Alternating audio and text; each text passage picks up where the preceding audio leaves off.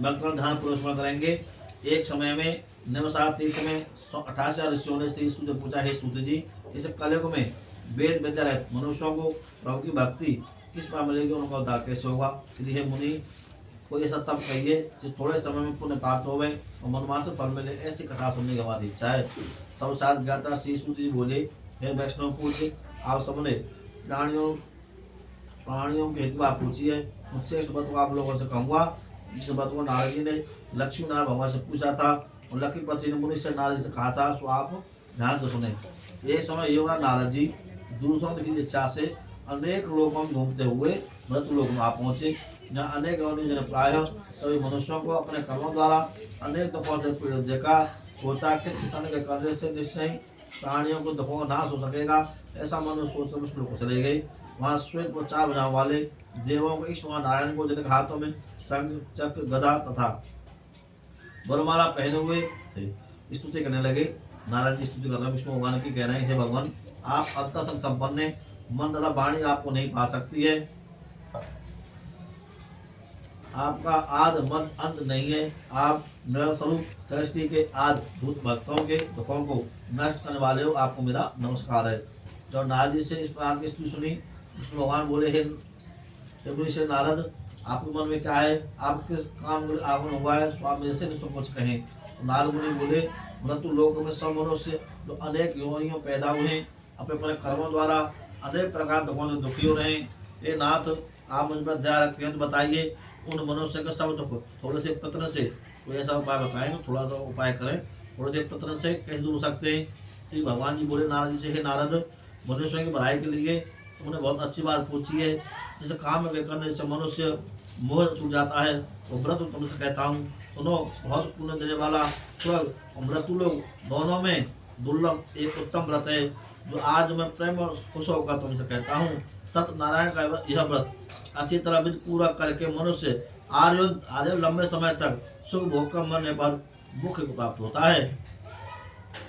श्री भगवान के वचन सुनकर नारद मुनि बोले, उस व्रत का क्या फल है, क्या विधान है, किसने व्रत किया, किसने व्रत करना चाहिए, आप मुझे भगवान विस्तार से कहिए। भगवान बोले, दुख सुख आदि दूर करने वाला, संतान को बढ़ाने वाला, सौभाग्य संतान को देने वाला, यह व्रत सब स्थानों पर विजय करने वाला होता है। भक्ति और संतान को देने वाला भी होता है, सब स्थानों पर विजय करने वाला भी होता है। भक्ति और श्रद्धा के साथ आप किसी भी दिन मनुष्य श्री सत्यनारायण की प्रातः काले समय में ब्राह्मण बंधु साथ धर्म का पूजा करें। भक्ति भाव से नैवेद्य केले का फल, घी, दूध, गेहूं चूर्ण सवावा, इन गेहूं के अभाव से साठी का चूर्ण, शक्कर आदि तथा गुड़ भी ले सकते हैं। इन सब युक्त पदार्थ जमा करके भगवान को अर्पण कर दें तथा भाई बंधुओं सहित ब्राह्मणों को भोजन कराएं। उसके पश्चात स्वयं भोजन करें। नृत्य गीत आदि का चलकर सत्य भगवान जी का स्मरण करते हुए वो देर का समय व्यतीत करें। इस तरह व्रत करने पर मनुष्य की इच्छा निश्चय पूरी होती है। विशेष कर कल कालिक भूमि पर यही मुख्य स्थल है। बोलो सत्यनारायण भगवान की जय। पहला अध्याय संपूर्ण। पहले अध्याय के बाद तो हरि का कीर्तन कर दिया करेंगे। श्री कृष्ण गोविंद हरे मुरारी, हे नाथ नारायण वासुदेवा। श्री कृष्ण गोविंद हरे मुरारी, हे नाथ नारायण वासुदेवा। हे नाथ नारायण वासुदेवा, हे नाथ नारायण वासुदेवा, हे नाथ नारायण वासुदेवा। श्री कृष्ण गोविंद हरे मुरारी, हे नाथ नारायण वासुदेवा, हे नाथ नारायण वासुदेवा, हे नाथ नारायण वासुदेवा। सत्यनारायण भगवान की जय। पहला अध्याय संपूर्ण। दूसरा अध्याय और दूसरे अध्याय में फुल चावल ले लेंगे। खाली आप कथा नहीं सुनते हैं जो मुख्य विद्वान होते हैं।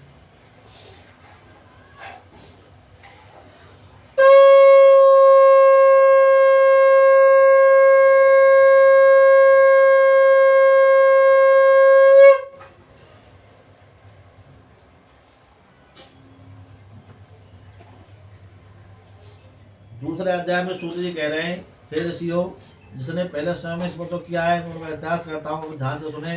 सुंदर काशी पर नगरी में एक अंतर निर्धन ब्राह्मण रहता था। वह ब्राह्मण भूख प्यास से बेचैन होकर नित्य हर रोज पृथ्वी पर घूमता था। ब्राह्मणों से प्रेम करने वाले भगवान ने ब्राह्मण को दुखी देखकर बूढ़े ब्राह्मण का रूप धर उसके पास जाकर आदर से पूछा, हे विप्र, हे ब्राह्मण, आप नित्य नित्य हर रोज दुखी होकर इस पृथ्वी पर क्यों घूमते हैं? ये श्रेष्ठ ब्राह्मण, आप मुझसे सब कहो, मैं आपका दुख दर्द सुनना चाहता हूँ। ब्राह्मण बोला, मैं निर्धन ब्राह्मण हूँ, भिक्षा मांगने के लिए इस पृथ्वी पर घूमता हूँ। हे भगवान, यदि आप इसका कोई उपाय जानते हो कृपा करके कहो। उपाय जाने भिक्षा मांगने से छुटकारा मिल जाए, कोई ऐसा कोई उपाय आप जानते हो मुझे आप बताएं। आप इसको उपाय जानते हो कृपा करके मुझसे कहो। उसे वृद्ध ब्राह्मण थे, विष्णु भगवान वृद्ध ब्राह्मण रूप में आ गए थे। उसे कह रहे, वृद्ध ब्राह्मण बोला कि सत्यनारायण भगवान मनवांछित फल देने वाले हैं, इसलिए हे ब्राह्मण उनका पूजन कर, जिसे करने से मनुष्य सब दुखों से मुक्त हो जाता है। ब्राह्मण को व्रत का सारा विधान बतलाकर बूढ़े ब्राह्मण का रूप धारण करने वाले सत्य भगवान जी अंतर्धान हो गए। उसको इतना बताया चले गए कि आप सत्य भगवान जी को मत करो, उससे करने से मनवांछित फल मिलता है। इतना बता के उन्हें अंतर्धान हो गई। अंतर्धान हो गए। जिस व्रत को व्रत ब्राह्मण ने बतलाया मैं उसको वश करूंगा। उस गरीब ब्राह्मण को रात में नींद नहीं आई। मुझे ये सोचता रहा कि वो सत्य भगवान ने व्रत बता गए, मैं उससे अवश्य करूंगा। रात में उन्हें नींद नहीं आई और स्वयं पात ही ध्यान स्नान करने के बाद निश्चय कर लिया कि आज गांव में जो भी भिक्षा में धन मिलेगा उससे भगवान जी का उत्तम व्रत करूंगा। प्रातःकाल सुबह नहाए धोए स्नान दान दिया, भगवान का पूजा पाठ करके भिक्षा में चल दिए और ये संकल्प कर दिया कि आज जो भी भिक्षा में धन मिलेगा उससे भगवान जी का उत्तम व्रत करूंगा। उस ब्राह्मण को भिक्षा में उस दिन बहुत धन मिला, जिससे उन्हें बंद बाधाओं के साथ सत्य भगवान जी का व्रत किया। इससे करने से वह ब्राह्मण सब दुखों छूटकर अनेक प्रकार की संपत्तियों से युक्त हो गया। उस समय से वह ब्राह्मण हर मास व्रत करने लगा। इस तरह सत्य भगवान जी के व्रत को श्रद्धापूर्वक करेगा, मनुष्य सब दुखों छूटकर अनेक प्रकार की संपत्ति से युक्त हो जाता है।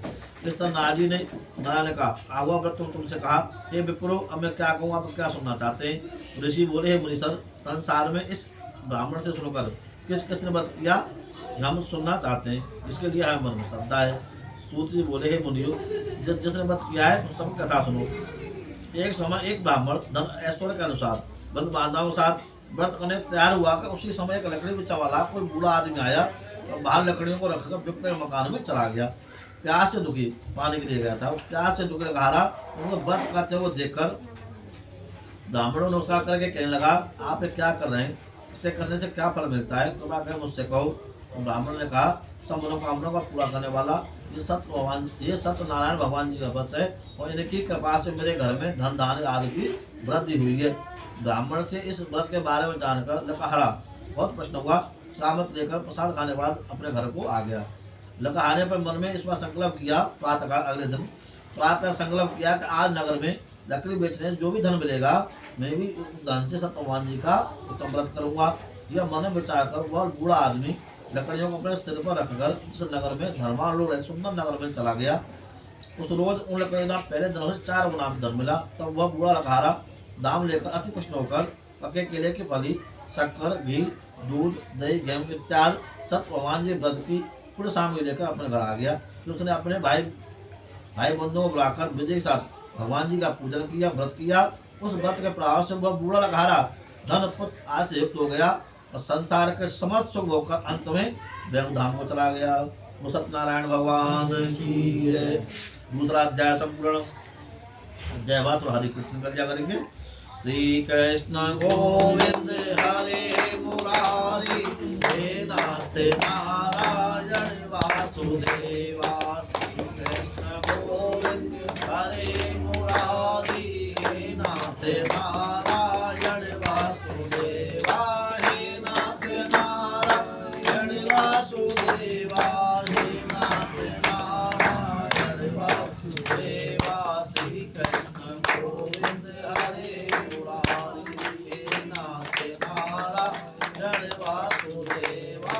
हे नाथ नारायण वासुदेवा, हे नाथ नारायण वासुदेवा, हे नाथ नारायण वासुदेवा। सत्यनारायण भगवान की जय। तीसरा अध्याय।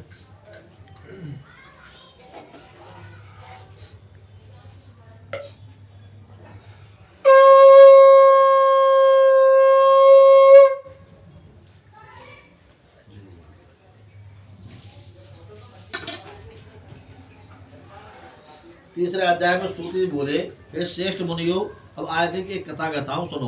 पहले समय में एक उल्का मुख नाम का एक बुद्धवान राजा था। वो राजा सब भक्त और जितेंद्र। प्रतिदिन वो राजा देवस्थान में जाता था और गरीबों को धन देकर उनके कष्ट होता था। देवस्थान होते हैं, धर्मशाला होते हैं, तो राजा का नेवता और प्रतिदिन जाना, जो गरीब बैठ रहे हैं उनको धन देकर उनका कष्ट दूर करना।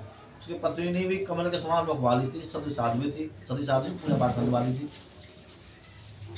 भगवान स्थिति साधी भद्रशिला नदी के तट पर दोनों ने सत्य भगवान जी को तपत किया। यह नदी है भद्रशिला, और नदी किनारे दोनों सत्य भगवान जी को व्रत कर रहे थे। उस समय वहाँ एक साधु वैश्य आया, उसके पास व्यापार लिए बहुत सा धन था। वो नाव को किनारे पर ठहरा कर राजा के पास आ गया। साधु और राजा से व्रत करते हुए देखकर विनय के साथ पूछने लगा, हे राजन, भक्ति जी ने उत्तरा पर क्या कर रहे हैं, मेरी सुनने की इच्छा है, आप मुझे बताइए। राजा बोला साधु से, साधु, मैं अपने भाई बंधुओं के साथ पुत्र प्राप्ति के लिए, यानी पुत्र की प्राप्ति के लिए, मेरे को संतान नहीं है, मैं अपने परिवार के साथ पुत्र की प्राप्ति के लिए महाशक्तिमान सत्य भगवान जी का व्रत पूजा कर रहा हूँ। राजा के वचन सुनकर साधु आदर से बोला, हे राजन, मुझे से इसका संविधान कहो, मैं भी आपको कथाबद्ध करूंगा। मेरी कोई संतान नहीं है, इससे निश्चय में संतान होगी। राजा संविधान सुनकर व्यापार से निवृत्त होकर आनंद के साथ अपने घर आ गया। साधु ने अपनी पत्नी से संतान देने वाले व्रत का समाचार सुनाया। कहा, जब मैं संतान होगी तब व्रत करूंगा। राजा व्रत कर रहा है कि हमारी संतान हो जाए। साधु बनिया अपने घर आके कह रहा है, अगर हमारी संतान हो जाएगी तो व्रत कर लेंगे। मैंने बोल दिया, अगर भगवान में सबसे हमारे संतान देंगे तो व्रत कर लेंगे, संतान हो जाएगी तो व्रत को करूंगा। साधु ने पत्र अपनी पत्नी लीलावती से कही। एक तो उसकी पत्नी लीलावती पति के साथ आनंद होकर संसारिक धर्म में प्रमुख होकर सत्य भगवान की कृपा से गर्भवती हो गई और 10 महीने में शुद्ध कन्या को जन्म दिया। 9 दिन में कन्या इस तरह लगी जैसे कोई शुक्र प्रकट न बताओ। कन्या का नाम कलावती रखा गया। तो लीलावती ने मीठे शब्दों में अपने पति से कहा, आपने जो संकल्प किया था कि हमारे कोई संतान हो जाएगी, सत्य भगवान जी का उत्तम व्रत करेंगे, आप व्रत को करिए। तो साधु बोला अपनी पत्नी से, हे प्रिय, अब मैं इसके विवाह बंद करूंगा, मेरे घर में संतान हो जाए, अब कन्या हुई, अब करा मैं इसके विवाह बंद करूंगा, विवाह बंद करूंगा। इस प्रकार पत्नी को आश्वासन देकर नगर को चला गया। लीलावती पुत्र गृह में वृद्धि को प्राप्त हो गई। साधु ने नगर में सखियों के साथ अपनी पुत्री को खेलते देखा। तुरंत ही दूत बुलाकर कहा कि मेरी पुत्री के वास्ते उससे वर देकर लाओ। साधु की आज्ञा पाकर दूत कंचन नगर में पहुंच गया। बड़ी खोज और देखभाल कर उसके लड़के के लिए शिव पत्र ले आया। उस शिव लड़के को देखकर साधु ने अपने भाई बंधुओं से प्रश्न खुश होकर अपने पुत्र विवाह स्वीकार कर दिया, किंतु दुर्भाग्य से किसी कारणवश वो विवाह के समय भी इस तो करना भूल गया। तब श्री भगवान क्रोधित हो गए, श्राप दे दिया कि तुम्हें दारुण दुख प्राप्त होगा। दारुण यानी बहुत कठिन दुख प्राप्त होगा। अपने कार्य में कुशल साधु बनिया जमाता सहित समुद्र के समीप स्थित रतनपुर नगर में चला गया, व्यापार करने चला गया। पहले अकेला जाता था, जमाई हो गया तो जमाई को लेगा व्यापार। दोनों सदो जमाई चंद्रकेतु राजा के उस नगर में व्यापार करने लगे।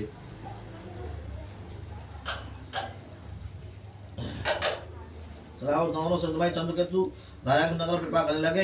एक रोज भगवान सत्य भगवान की माया से प्रेरित कोई चोर राजा के धन को चुरा कर भागा जा रहा था, किंतु राजा के दूतों को पीछे से आता देखकर चोर ने घबराकर भागते हुए राजा के धन को वहीं चुपचाप रख दिया जहाँ पर वो सदु जमाई ठहरे हुए थे, भाग गया।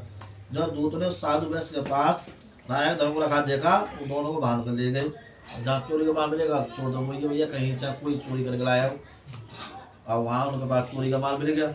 तो उनको दोनों को उनके सैनिक थे राजा के, दोनों को बांध कर ले गए। राजा की समीप गए और दौड़ते हुए खुश होकर राजा से जाकर बोले, हम 2 चोर पकड़ कर लाए, देखकर इन्हें आज्ञा देने क्या सजा देनी है। तो राजा की आज्ञा से उनको कठोर कारावास में डाल दिया। उनका जो भी धंधा व्यापार लिया वो धन सब छीन लिया।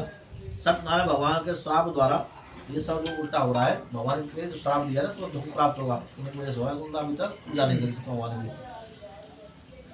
कारावास में डाल दिया गया, उनका सब धन छीन लिया। सत्यनारायण भगवान श्राप द्वारा उनकी पत्नी में घर पर बहुत दुखी हुई। घर पर जो धन का था तो चावल ले गए। शारीरिक मानसिक पूजा तथा भूख प्यास से अपने दोनों संबंधित क्षेत्र में पार्वती ब्राह्मण घर गई। वहाँ उसने अपना सत्यवान जी का व्रत होते देखा, एक कथा सुनी, प्रसाद खाया। प्रसाद घर करके रात को अपने घर आई। माता ने पूछा अपनी पुत्री कावली से, पुत्री अब तो तुम कहाँ रही थे, मन में क्या है? कावली बोली, हे माता, एक ब्राह्मण के घर में सत्यवान जी का व्रत होते देखा है। कन्या के वचन सुनकर लीलावती ने भगवान की पूजा की तैयारी करने लगी। लीलावती ने परिवार और बंधुओं सहित सत्यवान जी का पूजन किया और भगवान से वर मांगा, प्रार्थना की हम सबका अपराध क्षमा करो, मेरे पति और दामाद शीघ्र घर आ जाएं। साथ में यही प्रार्थना की उसका अपराध भी क्षमा कर दो। सत्यनारायण भगवान इस व्रत से संतुष्ट हो गए। राजा चंद्र केतु को सपने में दर्शन देकर कहने लगे, हे राजन, दोनों वैश्यों को प्रातः छोड़ दो, उनका सब धन जो तुमने ग्रहण किया लौटा दो, अन्यथा मित्रा धनराज उत्ताद सब नष्ट कर दूंगा। राजा से ऐसे वचन कहकर भगवान रात में अंतर्धान हो गए। प्रातः काल जब प्रातः हुई तो राजा चंद्रकेतु ने सभा में अपना सपना सुनाया। कहा कि भगवान ने मेरे सपने में कहा कि दोनों को दोनों निर्दोषों ने प्रातः छोड़ दो।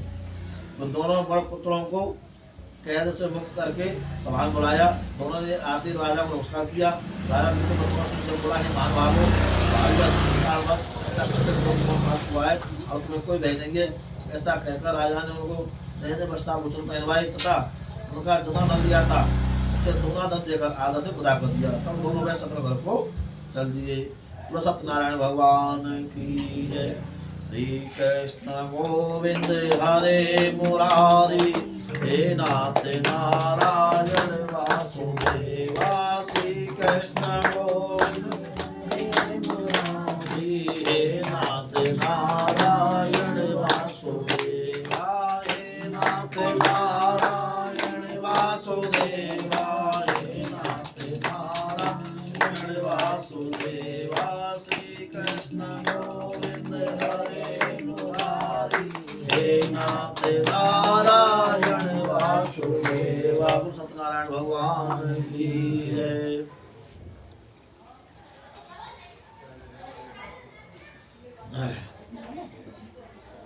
कौन सा दस होगा? चौथा दस होगा? कौन सा दस होगा?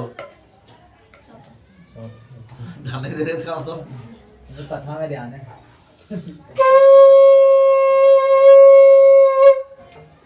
अध्याय पूरा होता है तो बता रहा हूँ, ये अध्याय पूरा हो गया। शुरू करता हूँ तो बता रहा हूँ, ये अध्याय शुरू हो रहा है और चौथा अध्याय प्रारंभ।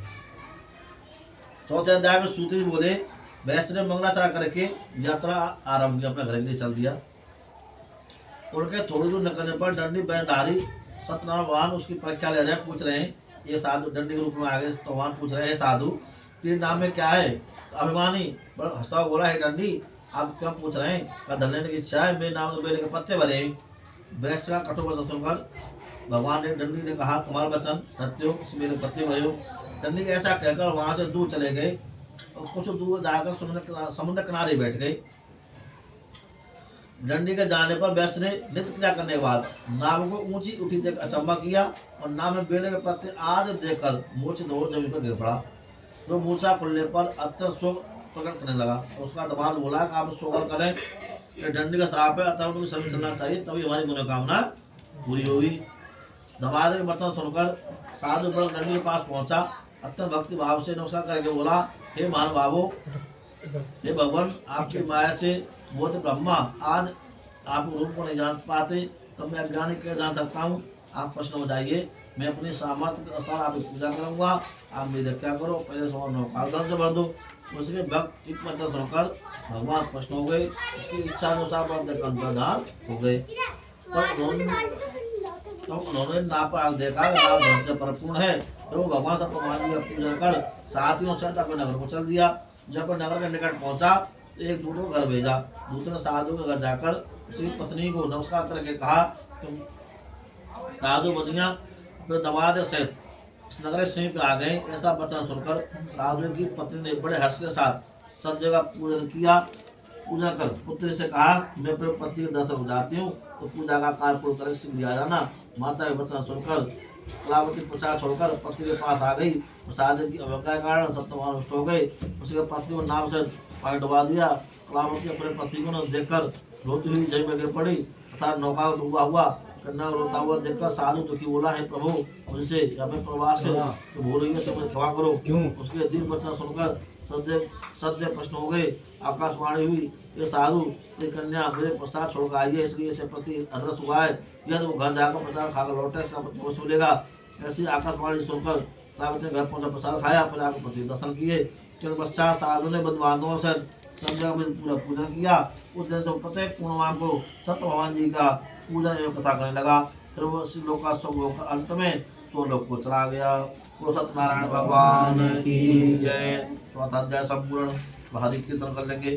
श्री कृष्ण गोविंद हरे मुरारी, हे नाथ नारायण वासुदेवा, हे नाथ नारायण वासुदेवा, हे नाथ नारायण वासुदेवा। श्री कृष्ण गोविंद हरे मुरारी, हे नाथ नारायण वासुदेवा, हे नाथ नारायण वासुदेवा, हे नाथ नारायण वासुदेवा, हे नाथ नारायण वासुदेवा, हे नाथ नारायण वासुदेवा। सत्यनारायण भगवान की जय।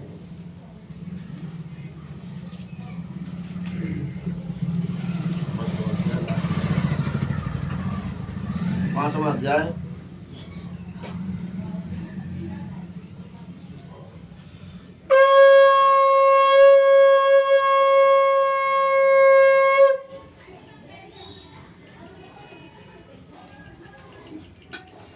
पांचवें अध्याय में सूत जी बोले, हे ऋषियों, मैं और भी कथा कहता हूँ, सुनो। प्रजा पालन भी तंदु नाम कराया था। उसने भगवान से प्रसाद पाकर बहुत दुख पाया। एक समय वन में जाकर वन पशु को मारकर बढ़ के नीचे आ गया। बड़ पीड़ था, उसने नीचे आ गया। वहाँ उसने ग्वालों को भक्ति भाव से बंधुओं से सत्यनारायण जी का पूजन करते देखा। राजा अभिमान वस्तु में गया, उन्होंने भगवान जी को नमस्कार किया। जब ग्वालों ने भगवान जी का प्रसाद उस राजा के पास रखा तो प्रसाद त्याग कर अपनी नगरी चला गया। वही उसने अपना सर्व नष्ट पाया नगरी में, और वो जान गया कि मन भगवान जी को प्रसाद मिल जाए, इसलिए सब कुछ हुआ है। तो विश्वास करके ग्वालों के समीप गया, विधि पूर्वक भोजन किया, प्रसाद खाया। तो सत्य भगवान कृपा से पहले जैसा था सब कुछ वैसा ही हो गया। फिर वो दीर्घ काल तक सुख होकर मरने पर सुलोक चला गया। जो मनुष्य इस परम दौलत करेगा, भगवान कृपा से उसे धन दान की प्राप्ति होती है तथा सब मनोकामना पूर्ण होकर अंत में वैकुंठ धाम हो जाता है। जिन्होंने पहले से तो किया, दूसरे कथा सुनिए। ब्रह्मतानंद ब्राह्मण ने सुदामा जब लेकर वो पाप की सीमा का फल था। उनका नाम कराया, दर्शन होकर वैकुंठ धाम को प्राप्त हुआ, सीमा का फल था।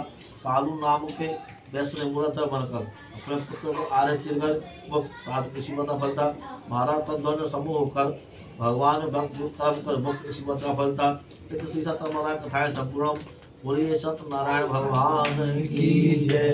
श्री कृष्ण गोविंद हरे मुरारी, हे नाथ नारायण वासुदेवा, हे नाथ हरे मुरारी, हे नाथ नारायण वासुदेवा, हे नाथ नारायण वासुदेवा, हे नाथ नारायण वासुदेवा, हे नाथ नारायण वासुदेवा। नारायण नारायण नारायण नारायण नारायण नारायण नारायण नारायण नारायण श्रीमन नारायण नारायण नारायण नारायण नारायण